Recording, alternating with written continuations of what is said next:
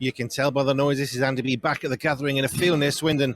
Christian Vision for Men 2024. If you've not got here, and you can, I really would urge you to get here. I've met so many people that say it's changed my life. It's such an amazing place. I have to come every year. I come back every year. I bring more friends every year. So there's your little advert for me, Andy B, for the gathering, which is fabulous. And we've interviewed some great people so far. We've Andy Godfrey, Sorted Magazine, with his new book as well. Steve Horn from Mercier, Nigel from Adventure Plus, Johnny D from St Andrew's Bookshop, Derek M from Jesus and Jesus the Evidence, and right now before me, a new guest.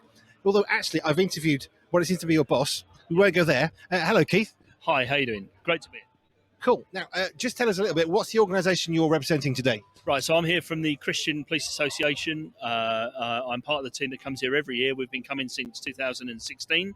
The CPA is all about bringing Christ into the police service and building bridges between the police service and the community, just to make life better for everyone, really.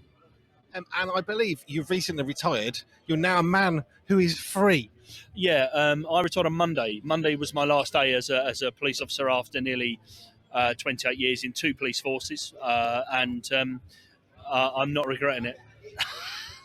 The 28 years or the retirement? The retirement, yeah, no, it was time to go.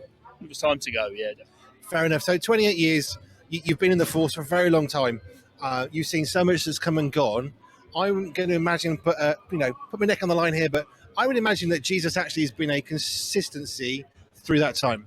Yeah, absolutely. So my first police station full time was Hemel Hempstead in Hertfordshire. Big shout out to anyone from Hemel Hempstead. And I was known as Dibley, as in the vicar. Was my nickname there. I was known as the Padre across two of my units. I was the Padre of custody. I was the Padre of the roads policing unit. And I've been well known as a Christian cop. But the one thing it's been consistent has been what I've been able to lean on, especially when I've had troubles, having been diagnosed with PTSD twice and lost some colleagues very suddenly in plane crashes and stuff like that. I've been able to lean on my faith, but also encourage others to do the same. And I've seen, as you've seen lives changed here, I've seen lives change within the police service with people who were on the verge of suicide come to Christ and live out full policing service with no problem whatsoever. So God has been good, and Jesus has been at the centre of it all for me. Yeah. Fantastic. Police service, I mean, you're always going to get slated for this and that, because ultimately the police are the one people that can stop us from doing stuff, which actually, by the way, little Andy B tip, is possibly quite a good thing. So have you got some highlights from your time in the force? You think, you know what, I know there's some bad times and some hard times and some good times, but that is a moment where I just think that was worth getting to work that day. Right, so before I was a regular officer, I was a special constable in my hometown of Watford in Hertfordshire for 2 years. And one evening, I came across a homeless man sleeping in I'm going to age myself here, the door of C&A in Charter Place in Watford. And it was a freezing cold night. And I checked him and asked him if he was okay. And he said, no, I'm alone and I'm homeless and I'm tired, but I'm all right. And I went down to the local McDonald's and I bought him a meal and a hot drink and brought it back. And he was dumbfounded, this guy. Why have you done that for? And I said, well, you're alone, you're hungry, you're cold. I'm a Christian, it's the right thing to do. And he said to me, what's your name? And I said, it's Keith. And he shook me by the hand and he said, I'll never forget you. And I dismissed it, that phrase. Anyway, about 10 years later, I was on traffic. I was a regular officer. I was on the roads policing unit on traffic, and I was working in my hometown of Watford, and I was an accident, and it was snowing. And a bloke walked past me in a suit with a briefcase, and he stopped and he tapped me on the arm and he said, are you all right? I said, yeah, well, it's a bit chilly, but I'm all right. And I've missed for dinner, And he walked off up the high street, and about 10 minutes later, he came back with a McDonald's. And he put it on the bonnet of the car and he said, that's for you. And I said, why have you done that for? And he said, you don't remember me, do you? No. He said, my name's so-and-so. And 10 years ago, I was homeless and I was sleeping in the door of C&A and you fed me. And he turned round and I never saw him again. And I stood there going, what just happened?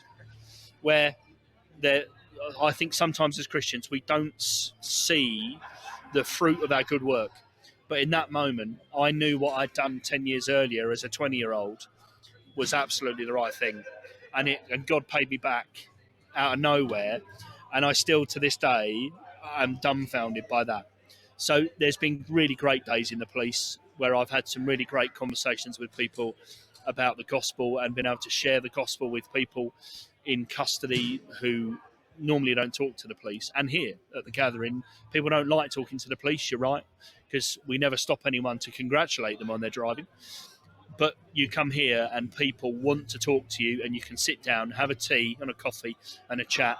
And I've seen people's lives changed here. So yeah, it's not all been great, but there's been some really good days. Yeah. I'm sitting there crying because that was a story.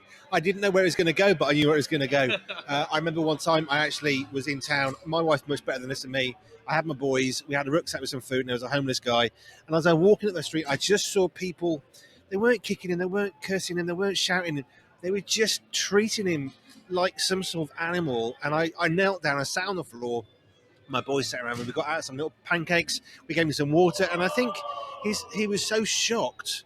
Not that I gave him something, which I think some people do. Actually, I sat down on the floor next to him and chatted to him, which I've not done before, and it was such a powerful moment for me to just think I need to do this. And that is very often the thing, that it's the people. I think as Christians we are called to. I always think it's the Good Samaritan view of how we should be, which we're called not to cross the road. We're called not to walk away. We're called to go up to these people and say, right, I see you now. We see you. What can we do to help you? And I tell the story of a guy who came into custody. So as a custody sergeant, all I did for 4 years was lock bad people up and spent more time with them than my own kids, as I always used to say. And one day a guy came in, and it was again middle of winter, and he'd been arrested for shoplifting at Shoe Zone. Other shoe shops are obviously available, but Shoe Zone not. And he'd stolen a pair of, if I say deck shoes, canvas deck shoes, £7 worth of shoes. Why I've done that for? So because I'm homeless, I had my shoes stolen. And he was walking around the town with newspaper and cling film wrapped around his feet. And right, get a doctor out. His feet were in a terrible state. What size are your feet, me on, mate? 8. Right. And I didn't go and buy him shoes. I hunted round the police station, and down the back of the lockers I found a box with an old pair of Magnum boots in it that had just sat there. And I went to my boss and said, you see these? They were stuffed down the back of a locker. I'm giving them away. And he went, why? There's a homeless bloke in custody. He's had his shoes nicked. Right. And I went to my locker and I got my spare pair of socks out of my locker, went down to custody. Right, put those on. There's your socks. Try these on there. Do they fit? Right. Leave them outside your cell. You can have them when you leave. And he said to me, what are you doing that for? Why? Well, what do you need? Shoes. What have I got? Shoes. They are. Be blessed. And whenever I saw him after that, years later, I went to watch Watford Football Club. Yeah, I am the Watford supporter, by the way. I went to watch Watford on a day off, and I was walking down outside the football ground, and there was a bloke sat on a wall, and he went, "Oi, Sarge!" I still got my shoes, and he was still wearing this pair of Magnum boots that had lasted him all that time, because there's need there. I'm not saying that the stealing was right. I understand why he stole, but that's not for me to judge. It's for me to go, what's the need? Have a pair of shoes, be blessed, make your life better. And as cops and as Christians, that is what we should be doing. I can sit and talk to you all day long, quite happily, but I need to move on. So thank you. Just give us a little bit about the CPA. So how do people find out more about that? And maybe they're a police officer and they're thinking, do you know what? Where do I get support from? Or they're thinking, what's all this about? Where do people find out more information? Right, so the CPA, it's all about bringing Christ into the police service. If you are a Christian cop listening to this and you're not a member of the CPA, I'll just say firstly, why not? Do you know who the other Christians are in your police force? Probably not.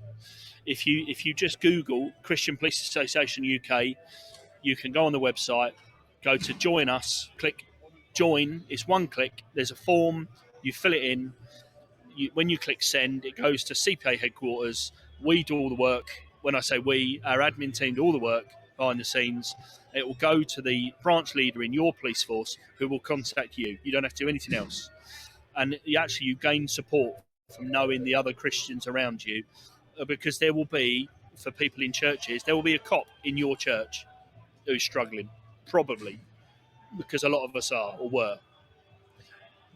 Put them in touch with the CPA, get in touch. with the CPA so that you get the support of other Christian cops around you who know where you're coming from and know what you're dealing with. It's changed my life being involved with the CPA, absolutely, without doubt. It changed my life and my view of policing and how I've addressed my work as a cop by being more involved in the CPA, and I can't sell it enough. And you did a good job doing so. One of the things that strikes me when you look at the examples of Jesus in Scripture is he didn't just say to people, right, get on your knees, repent. Yeah, maybe, but actually he would say, okay, what's your need? And often it was healing, but he would deal with the need. And once you deal with the need, all of a sudden it gets easy to talk to the person. And I guess with that guy in the police station without his shoes, yeah, stealing's wrong. It's always going to be wrong. You can't justify it. It's wrong, period. But there's a need there that can be met. And if we meet that need, well, he won't have to knit the next pair of shoes, will he? Yeah, that's the point. It's very often there's a reason behind why someone is doing what they're doing, and it can be whether it can be substance abuse or poverty.